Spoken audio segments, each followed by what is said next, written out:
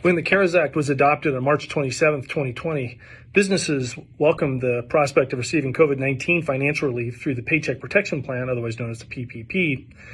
While clearly broader, the criteria for eligibility and the implications of the necessity certification were quite so clearly defined and left open many unanswered questions. But the prospect of free money by way of loan forgiveness induced countless businesses to submit loan applications at their earliest opportunity, beginning generally April of 2020, despite all of the uncertainties. It wasn't long before the SBA started tightening up some of the rules and issuing guidance by way of publishing interim rules and frequently asked questions.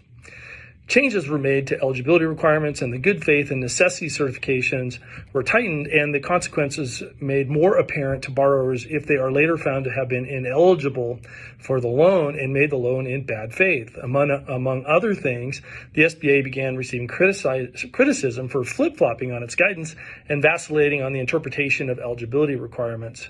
Moreover, while the possibility of loan forgiveness, remember the free money, was the PPP's most appealing quality, some of the fine print terms applicable to eligibility and forgiveness are obtuse, and guidance is still being drafted after the fact. During the next 30 days, you're going to start receiving correspondence from your bank regarding the steps to request forgiveness of your PPP loan. Banks then are given 60 days from your receipt of your forgiveness application to review all the documents for their completeness and then forward to the SBA.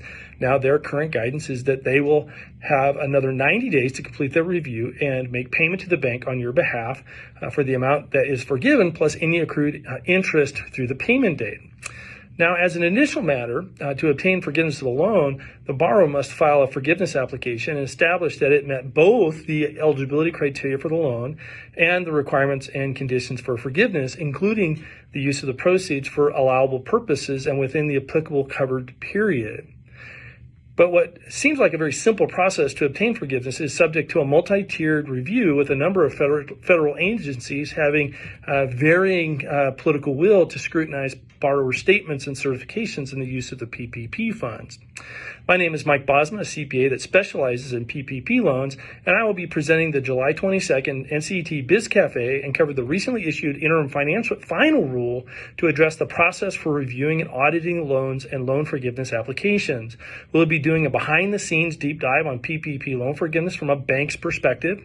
During this interactive session, I will review the forgiveness criteria, identify possible ways and sticking points that you could end up having to repay the money. I will also cover your rights if the SBA decides to conduct a litigation-style hearing and adjudicate the borrower's entitlement to forgiveness. So join us Wednesday, July 22nd for a free live stream at 3 p.m. called Preparing for the PPP Forgiveness Battle.